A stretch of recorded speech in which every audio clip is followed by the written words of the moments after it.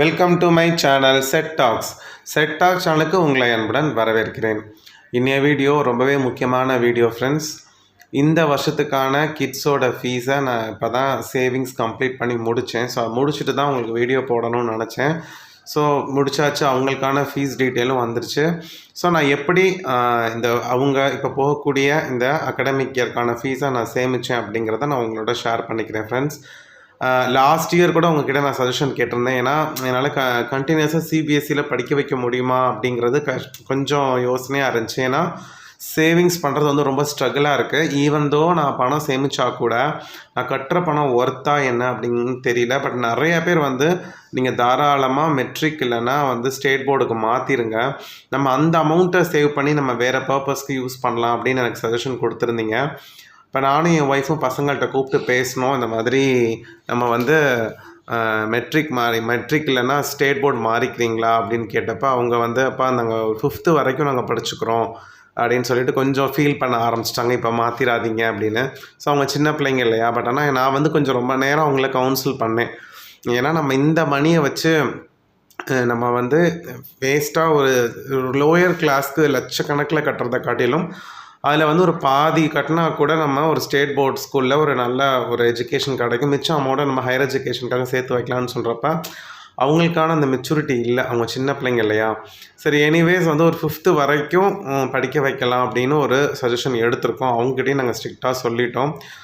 அதனால தான் வந்து நான் லாஸ்ட் இயர் வந்து சேவிங்ஸ் வந்து ஸ்டார்ட் பண்ணிட்டேன். நம்ம சேர்க்கல, ஆஸ் யூஷுவல் நம்ம ஸ்கூல் ஃபீஸ்க்கு நம்ம சேவ் பண்ண ஆரம்பிச்சிருவோம், அப்புறம் பார்த்துக்கலான்னு சொல்லிட்டு. ஸோ அதை தான் வந்து எப்படி லாஸ்ட் இயர் வந்து இந்த வருஷத்துக்கான ஃபீஸை நான் சேர்க்க ஆரம்பித்தேன் அப்படிங்கிறத உங்களோட ஷேர் பண்ணுறேன். வாங்க ஃப்ரெண்ட்ஸ், இப்போ நம்ம வீடியோக்குள்ளே போயிடலாம்.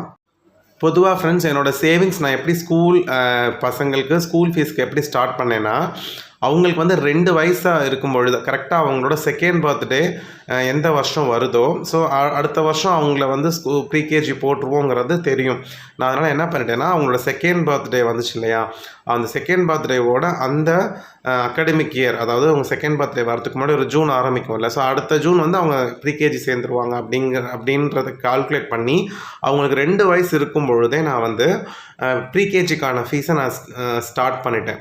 அப்போ நான் என்ன பண்ணேன்னா, அவங்க 2 வயசு இருக்கும் பொழுது கரெக்டாக ஒவ்வொரு மாதமும் பணம் எடுத்து வச்சு அவங்க ப்ரீகேஜி ஜாயின் பண்ணுறப்ப எனக்கு அந்த அமௌண்ட்டு கொண்டு போய் அப்படியே ஃபுல் ஃபீஸை கட்டிட்டேன். நெக்ஸ்ட்டு அவங்க ப்ரீகேஜி படிச்சுட்டு இருக்கும்பொழுது எல்கேஜி ஃபீஸை நான் ஸ்டார்ட் பண்ணிட்டேன், சேவ் பண்ணுறதுக்கு ஸ்டார்ட் பண்ணிட்டேன். ஸோ எப்பொழுதுமே 1 இயர் ப்ரையர் நான் ஃபஸ்ட்டு டைம் அப்படி பண்ணதுனால எனக்கு அந்த ஒரு வருஷம் கேப்பில் நான் அடுத்த வருஷத்துக்கான ஃபீஸை சேர்க்கறதுக்கு எனக்கு ஒரு ஆப்பர்ச்சுனிட்டி அமைஞ்சிருது. அப்போ அவங்க எல்கேஜி படிச்சுட்டு இருக்கும் பொழுது யூகேஜி ஃபீஸ் சேர்த்துருவேன், யூகேஜி படிக்கும் பொழுது கிரேட் 1க்கான ஃபீஸை சேர்த்துருவேன். நான் ப்ரையராக நான் சேர்க்க ஆரம்பிச்சிட்டேன். ஸோ இதே மாதிரி அவங்க வந்து இப்போ இந்த வருஷம் கிரேட் 3 படிச்சுட்டு இருக்கும் பொழுது கிரேட் 3 ஜூன் சேர்த்தாங்க. ஸோ நான் அதுக்கு முந்தின வருஷமே கிரேட் 3க்கான ஃபீஸ் நான் சேர்த்துருப்பேன். அதை அப்படியே நான் கட்டிட்டு இப்போ கிரேட் 3 இவங்க ஸ்டார்ட் பண்ண உடனே நான் வந்து என்ன ஆரம்பித்தேன்னா, இப்போ நெக்ஸ்ட் இயர் கிரேட் 4க்கான ஃபீஸை நான் ஸ்டார்ட் பண்ண ஆரம்பிச்சிட்டேன். ஆக்சுவலாக பார்க்க போனால் எப்போதுமே வந்து நான் ஜான்வரியில் தான் ஜூனில் தான் ஸ்டார்ட் பண்ணுவேன். பட் இந்த வருஷம் வந்து பார்த்திங்கன்னா 2024 ஜான்வரியிலே ஸ்டார்ட் பண்ணிட்டேன். ஏன்னா கொஞ்சம் ப்ரையராகவே ஸ்டார்ட் பண்ணிவிடுவோம் அப்படின்னு சொல்லிட்டு கொஞ்சம் ஸ்ட்ரகிள் பண்ணி தான் வந்து சேர்க்க ஆரம்பித்தேன்.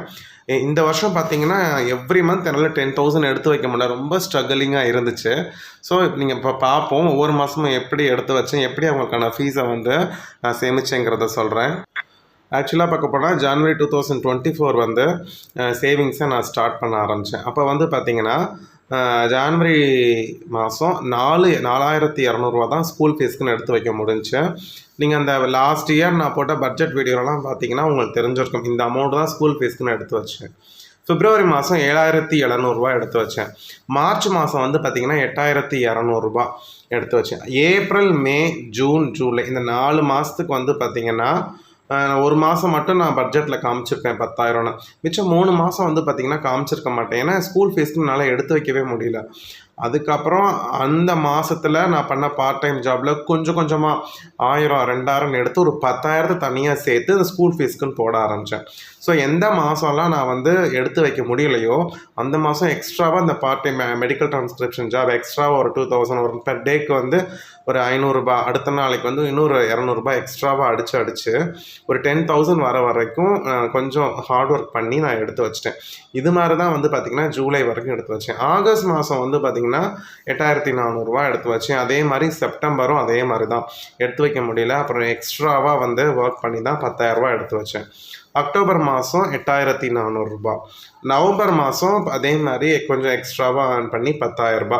6 மாதத்துக்கு மட்டும்தான் ஃப்ரெண்ட்ஸ் என்னால் 10,000 வந்து எடுத்து வைக்க முடிஞ்சு. மிச்ச மாதம்லாம் வந்து பார்த்திங்கன்னா என்னால் எடுத்து வைக்க முடியல. டிசம்பர் மாதம் 5,000 எடுத்து வச்சேன். ஸோ லாஸ்ட் இயர் இந்த 1 இயரில் வந்து பார்த்திங்கன்னா மொத்தமாக வந்து டிசம்பர் மாதம் 5,000 எடுத்து வச்சதோட, ஏன்னா டிசம்பர் மாதம் ஹெவி ஒர்க் இருந்ததுனால என்னால் எக்ஸ்ட்ராவும் எடுத்து பண்ண முடியல ஒர்க்கு. அப்போ மொத்தமாக நான் டிசம்பர் மாதத்தோட எண்டில் வந்து பார்த்திங்கன்னா 1,01,900 வந்து சேமிச்சிருந்தேன். ஸோ இந்த அமௌண்ட்டை நார்மல் சேவிங்ஸ் அக்கௌண்ட்டில் போட்டிருப்பேன். 4,200 அப்படியே கொண்டு போய் இந்த அக்கௌண்ட்டில் போட்டிருந்தேன். 7,700 அந்த அக்கௌண்ட்டில் போட்டு 1,01,900 வந்து போன டிசம்பரோட ஸ்கூல் ஃபீஸுக்குன்னு சேர்த்தேன். பட் ஆனால் ஸ்கூல் ஃபீஸ் வந்து பார்த்திங்கன்னா இது டேர்ம் ஃபீஸ் மட்டும்தான். இயர்லி ஃபீஸ் 50,000 2 பேர் கட்டிடலாம். பட் கொஞ்சம் எக்ஸ்ட்ராவாக வந்து பார்த்திங்கன்னா அந்த யூனிஃபார்ம் புக்ஸுக்கெலாம் அதுக்கு தனியாக 10,000 கட்டணும். ஸோ அதனால் இந்த அமௌண்ட் வந்து கண்டிப்பாக பத்தாது அப்படிங்கிறது நல்லா தெரிஞ்சிருச்சு. ஸோ அப்போ மிச்சம் இருக்கக்கூடிய 20,000 ஒன்று எக்ஸ்ட்ராவாக தேவைப்படுது. அதுக்கு என்ன பண்ணலாம் அப்படின்னு பார்த்தேன். அதுக்கப்புறம் ஜான்வரி பிப்ரவரி நான் நெக்ஸ்ட் இயருக்கு சேர்க்கணும் இல்லையா? ஸோ அப்போ இந்த ஜான்வரி பிப்ரவரி சேர்க்குறத எடுத்து வைக்க முடியாதுன்னு சொல்லிட்டு என்ன பண்ணலான்னு யோசிச்சுட்டு இருந்தேன். ஆக்சுவலாக 2020 வந்து பார்த்திங்கன்னா நான் என்கிட்ட ஒரு 10,000 சேர்ந்துச்சு. அப்போ வந்து அதுக்கு என்ன பண்ணலாம் அப்படின்றப்ப தான் ஃபஸ்ட்டு நான் சில்வரை வாங்கி வைக்கலாம், வெள்ளி வந்து வாங்கி வைக்கலாம் அப்படிங்கிறது ஒரு ஐடியா கொடுத்தாங்க ஃப்ரெண்ட்ஸு. அப்போ வந்து பார்த்திங்கன்னா 10,000 போய் எவ்வளோ வெள்ளி வரும் அப்படின்னப்ப கொஞ்சம் ஒரு 197 கிராம் எவ்வளவோ சொன்னாங்க. ஸோ இப்போ 200 கிராம் ரவுண்டாக வாங்குறதுக்கு எவ்வளோ ஆகுனப்போ 11,000 ஆகும் அப்படின்னாங்க. சரி 100 கிராம் வாங்கலாம்னு நினச்சேன். சரி பார்த்துப்போம் அமௌண்ட்டு அப்புறம் இதை விட்ட செலவு பண்ணிடுவோன்ட்டு 1,000 தானே கூடன்னு சொல்லிவிட்டு ஒரு 11,000 போட்டு கிட்டத்தட்ட ஒரு 200 கிராம் சில்வர் வாங்கி அப்படியே வச்சுருந்தேன்.